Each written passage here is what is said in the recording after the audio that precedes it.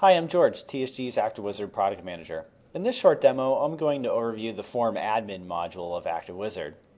So if you've been following along in the Learning Zone, in the previous demos, we've created a form, routed it for review and approval, and closed it.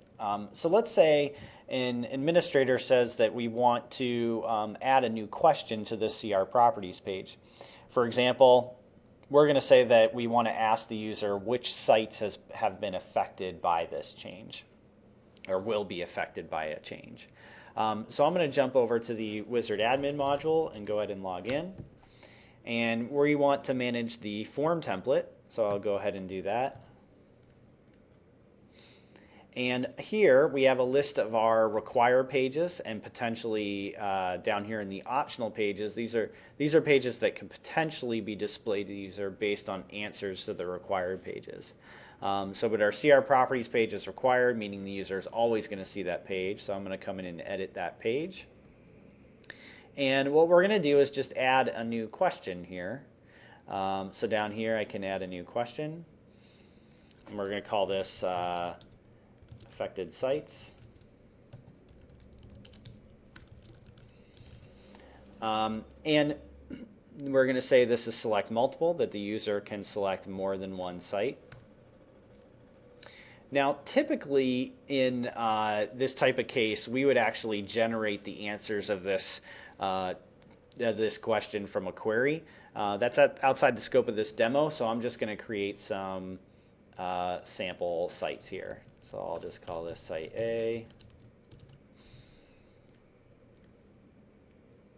And I'll create a site B.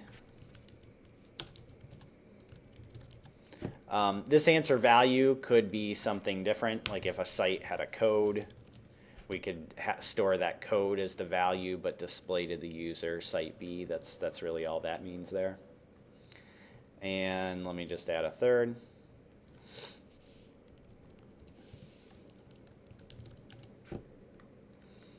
And here I'll just edit this site A to have the site code. There's some other options in here. One in particular I'll point out is that we can easily make this question either required or not required. But in this case, I'm just going to save and go ahead and save this page. So now at this point, I can preview the changes, which show me that I now have a toss cross control with those answers.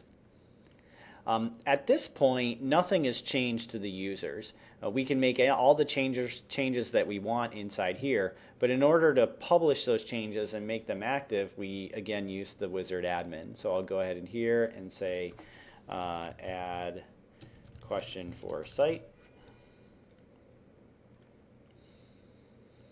And once that publishes, now I can go in and manage my versions, and at some point in the future I can make this version active. So this provides two kind of nice features. One, you can sort of stage changes to the form and then make them active at once when you need to. And second, it allows us to roll back. So if we go ahead and make this active and then someone changes their mind and they want to move back without that question, we can just make the 1.2 version active. But I'm going to go ahead in here and just say we're going to make 1.3 active. So now once I do that, I'm going to hop back over here to HPI and create my wizard form. So I'm just creating a new form. Whoops, looks like it logged me out. I'll go ahead and log back in.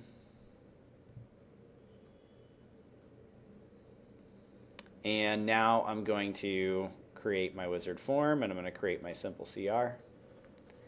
Go ahead and create the form. Now this is going to use the latest active template, which has my affected sites in a toss across. Well, that's it for this demo. Thanks for watching. For more information, check out our website at tsgrp.com.